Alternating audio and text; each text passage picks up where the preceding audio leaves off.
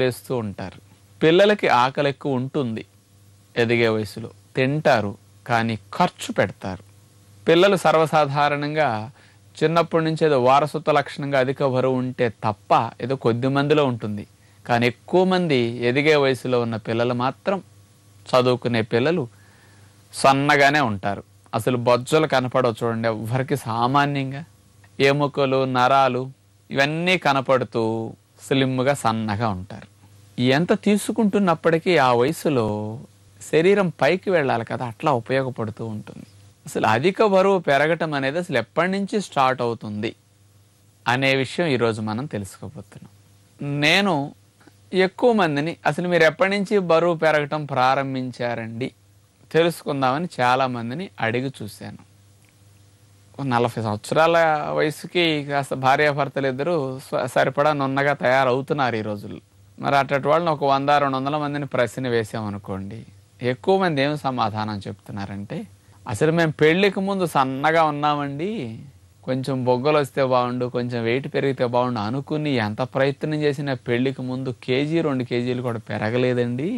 కానీ పెళ్ళయిన దగ్గర నుంచి మాత్రం వద్దనుకుంటే లావు అయిపోతున్నామండి. అసలు పెళ్ళయిన దగ్గర నుండే నేను పెరిగామండి అని 70% మంది చెప్పే సమాధానం ఇది. మరి ఎవరిని అడిగినా పెళ్ళైన దగ్గర నుంచి అధిక బరువు వస్తున్నది అనే మాట అంటున్నారు. కాబట్టి అసలు పెళ్ళైనప్పటి నుంచి ఎందుకు పెరుగుతారు, అసలు ఎక్కడ లోపం జరుగుతున్నది తెలుసుకోవాలని నాకు అనిపించింది. మొట్టమొదటి కారణం, పెళ్ళికి ముందు సామాన్యంగా ఏదైనా ఉద్యోగం రాకుండా ఎక్కువ మంది పెళ్లి చేసుకోరు. అసలు సెటిల్ అయితే కాస్త వివాహం అనేది ఉంది కదా మనకు ఒక నియమం. ఈ చదువుకునే వయసులో ఆలోచనలు ఎప్పుడు చదువు, ఉద్యోగము, ర్యాంకులు ఇలాంటి వాటి మీద ఉంటుంది ఎక్కువ. చదువుకునే వయసులో కూడా పిల్లలకి కాస్త బయట ఊళ్ళు వెళుతుంటారు కదా, డబ్బులు కూడా ఎక్కువ ఎంజాయ్ చేయడానికి దొరకవు. పేరెంట్స్ అట్లా కంట్రోల్గానే కాస్త ఇస్తుంటారు కదా. ఏదన్నా ఎంజాయ్ చేస్తే పిల్లలకి సండే ఒక్కరోజే తప్ప ఇతర రోజుల్లో కాలేజీ, చదువు లేకపోతే ఇదే పనులు ఉంటాయి. కానీ ఆ రందిలో ఏదన్నా వారానికి ఒక్కరోజు ఎంజాయ్ చేస్తున్నారు తప్ప ఇతర రోజులు తిన్నది ఖర్చు అయిపోయే విధంగానే ఉంటుంది. కానీ ఆ ఏజ్లో వెయిట్ పెరగకుండా ఉండటానికి ఇది కారణం. పైగా ఇక ఉద్యోగము దొరికే వరకు కూడా కాస్త ఎక్కువ తిరుగుతూనే ఉంటారు కదా, టెన్షన్స్ ఎక్కువ ఉంటాయి రకరకాలుగా. మనసు కూడా ఇలాంటి వాటి వైపు వెళ్ళదు, వాటి వైపు వెళుతుంది సెటిల్ అయ్యే విషయంలో. మరి ఉద్యోగం లేనప్పుడు కూడా ఎక్కువ ఖర్చు పెట్టడానికి డబ్బు ఉండదు కాబట్టి ఒక పక్క డబ్బు లేనందువల్ల కూడా వెయిట్ పెరగరు. సరే, ఇట్లాంటి కారణాలు అక్కడ ఉంటున్నాయి. ఇక వివాహం అయింది అంటే ఏదో జాబ్ వచ్చింది, ఈ మధ్య ఆడ మగ అందరూ చదువుకుంటున్నారు కాబట్టి ఈ ఇద్దరికీ జాబ్ ఉండే అవకాశం ఎక్కువ మందిలో కనపడుతున్నది ఈ రోజుల్లో. 2 రకాలుగా డబ్బులు వస్తున్నాయి, చక్కగా సెటిల్ అయ్యారు, ఇక కొత్త జంట. మరి ఎంజాయ్ చేయాలనిపిస్తుంది. ఇప్పుడు దాకా చదువుకోవటం, ఏదో మంచి ఉద్యోగం వస్తుందని ఎదురు చూసాం, అవన్నీ వచ్చేసినాయి. హాయిగా ఫ్యామిలీ పెట్టుకున్నారు, కాస్త కుదురు పడినట్టు అయింది ఇక జీవితం. అందుకని మనసు కాస్త సంతృప్తికరంగా ఉంటుంది. ఇక అక్కడి నుంచి చేతిలో 4 డబ్బులు కనపడేసరికి కోరికలు తీర్చుకోవాలనే ఆలోచన అక్కడి నుంచి స్టార్ట్ అవుతుంది. ఎక్కువ మంది చేసే తప్పు ఏమిటంటే, ఇక పెళ్ళైన దగ్గర నుంచి వెయిట్ ఎందుకు పెరుగుతారు అనే విషయంలో ఇక మనం ఆలోచిస్తే ఒక కారణం, ఈ రోజుల్లో అమ్మాయిలందరూ పెళ్ళికి ముందు వంటలు నేర్చుకోవటంలా, ఏదో రకరకాలుగా చదువుకోవటము ఈ విషయాల్లో బిజీగా ఉంటున్నారు తప్ప తల్లులు కూడా నేర్పటల్లా. ఎందుకంటే కాంపిటీషన్ బాగా పెరిగింది కాబట్టి చదువుకోవటంలోనే నిమగ్నం అయిపోతున్నారు. ఎంత వండాలి, ఎలా వండాలి, ఇవన్నీ పెళ్ళైన తర్వాత నుంచి ఏదో కొంత ప్రాక్టీస్ ఉండి లేక ఏదో పుస్తకాలు పెట్టుకుని ఏదో కాస్త ఫోన్లో అడుగు వంటలు చేస్తూ ఉంటారు. కొత్తగా పెళ్ళైన అమ్మాయికి ఎంత భోజనం వండితే కరెక్ట్గా సరిపోతుందో ఎస్టిమేషన్ కుదరదు. ఒకరోజు ఎక్కువైపోతూ ఉంటుంది, ఒక రోజు చాలకుండా అయిపోతూ ఉంటుంది. చాలకపోతే కష్టం కదా అని కాస్త ఎక్కువే వండుకుంటూ ఉంటారు. ఉదయం వండుకున్నది కాస్త తినగా ఎక్కువైతే సాయంకాలానికి దీన్ని ఖాళీ చేస్తారు. సాయంకాలం వండుకునే భోజనం ఎక్కువైంది అనుకోండి, కొంచెం ఇక పారేయటం పెద్దగా ఇష్టం ఉండదు.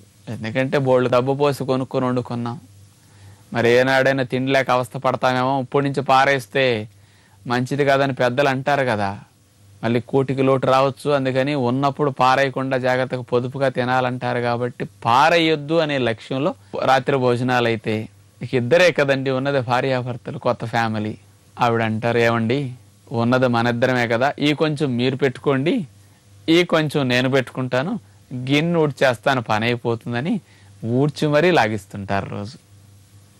వెయిట్ పెరగటానికి ఇది ఒక పెద్ద రీజన్. కానీ ఎవరము దీనివల్ల పెరుగుతున్నది అనుకోము. కానీ ఎందుకు పెరుగుతుంది అంటాను నేను ఒక ఎగ్జాంపుల్ చెప్తా. ఒక ఖాళీ నీళ్ళ సీసా తీసుకోండి, లీటర్ సీసా. ఒక గ్లాసు నీళ్లు పోయండి, కొంతవరకు నిండుతాయి. ఇంకో గ్లాసు పోయండి, ఇంకో గ్లాసు పోయండి. 3 గ్లాసులు నీళ్లు పోస్తే ఇంత వెలితి వరకు నీళ్ళు వచ్చేస్తాయి.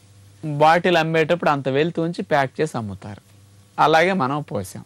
కానీ ఇంతకుముందు 3 గ్లాసులు నీళ్లు పోసినా పోలేదు కదా అని ఇప్పుడు ఇంకో గ్లాసు పోయండి, మొత్తం పోయక్కర్లా. ఎన్ని నీళ్లు పోస్తేనే సీసా నిండిపోయి నీళ్లు పోతాయి. ఇంతకుముందు 3 గ్లాసులు పోసినా పోలేదు కదా, ఇప్పుడు ఇన్ని పోస్తేనే ఎందుకు పోవాలంటే అప్పుడు పరిస్థితి వేరు, ఇప్పుడు పరిస్థితి వేరు. అందుకని నీరు ఓవర్ఫ్లో అవటానికి ఇన్నే కారణం, అక్కడ గ్లాస్ కూడా కాదు అక్కడ. అలాగే మనకు అవసరానికి సరిపడా తినటం వేరు, అవసరానికి మించి 4 ముద్దలు తిన్నా 4 ముద్దల్లో 80-100 క్యాలరీలు వెళ్ళినాయి అనుకోండి, అది చాలదండి ఈరోజు ఎక్కువ అవటానికి.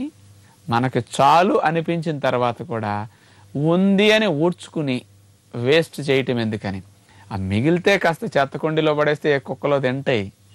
కానీ ఆ చెత్తకుండీలో పడేయటం వేస్ట్ కాబట్టి దానికంటే పనికిరాని కుండీ ఇక్కడ ఒకటి ఉందని ఊడ్చి మరీ పడేస్తాం, ఖాళీ చేసేయాలి. కొంతమంది ఆడవారు అంటారు, ఏమండి మొత్తం ఊడ్చేసుకుంటే పని అయిపోతుందండి, లేకపోతే దీన్ని అక్కడ సర్దా, మళ్ళీ ఫ్రిడ్జ్లో పెట్ట, అది మిగల, మళ్ళీ రేపొద్దుంది మిగల, ఇవన్నీ సర్దుకోలేక చిరాకు వస్తున్నదండి, కాస్త లాగిచ్చేస్తే పని అయిపోతుంది అంటారు. ఎవరు కాదంటారా? కాస్త ఆవిడ ఊడ్చాట పడేస్తుంటే అట్లా తినేస్తుంటాం. అందుకని రోజుకి 2-3 ముద్దలు 4 ముద్దలు. యాక్చువల్గా అసలు ఊడ్చే పని లేదు, మనకి ఎంత కావాలో అట్లా పెట్టుకు తిన్నామనుకోండి 4 ముద్దలు తక్కువ వెళతాయి. చివరిలో వేస్ట్ అవుతుంది అనేసరికి అంత ఎక్కువ తింటాం. ప్రతిరోజు ఇట్లా అలవాటు అయ్యేసరికి ఎప్పటికీ మిగిలినప్పుడల్లా ఇదే పరిస్థితి అవుతుంది. ఆడవారికి వేస్ట్ చేయటం అస్సలు ఇష్టం ఉండదు కదా. అందుకని ఈ అలవాటు మనం మానాలి. ఎప్పుడు కూడా కావాలంటే వేస్ట్ అవుతుందంటే కాస్త కూర వేసుకోండి, తప్పులేదు. అన్నం మాత్రం ఖాళీ చేయొద్దు ఎప్పుడు. ఎందుకంటే అది 2-3 ముద్దలు 4 ముద్దలు తిన్నా 60-70 క్యాలరీలు వచ్చేస్తాయి. దానిలో ఎక్కువ అవటానికి ఎంత కావాలి చెప్పండి. అంచేత ఇది ఒక పెద్ద చెడ్డ అలవాటు. అక్కడి నుంచి బాగా స్టార్ట్ అవుతుంది. ఇక రెండో అలవాటు, పెళ్ళైన దగ్గర నుంచి ఎందుకు పెరుగుతున్నారు? ఆడవారిని అడిగినా మగవారిని అడిగినా చెప్పే మాట. నేను అబ్జర్వ్ చేసింది, కొత్త జంట, ఈవిడంటే ఆయనకి ఇష్టం, ఆవిడంటే ఈయనకి ఇష్టం. చక్కగా భోజనాలు కూడా కలిసి కూర్చునే చేస్తారు. ఆయన వచ్చే వరకు కూడా ఈవిడ ఎదురు చూస్తూ ఉంటారు. కాస్త కొత్త జంట కంటే అది ఆ ఎఫెక్షన్ ఉంటుంది కదా.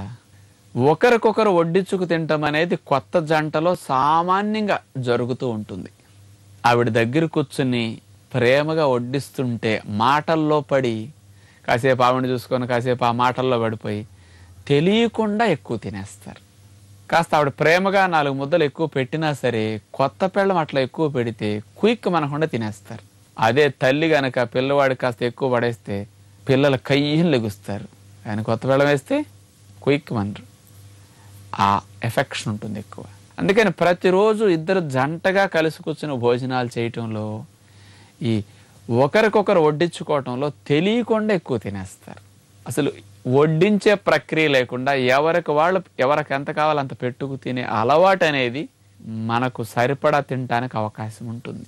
అందుకని ఈ మాటల్లో, ముచ్చట్లో, ఆ కొత్త ఎఫెక్షన్లో తెలియకుండా అవసరానికి మించి తింటాం, అక్కడి నుంచి స్టార్ట్ అవుతుంది.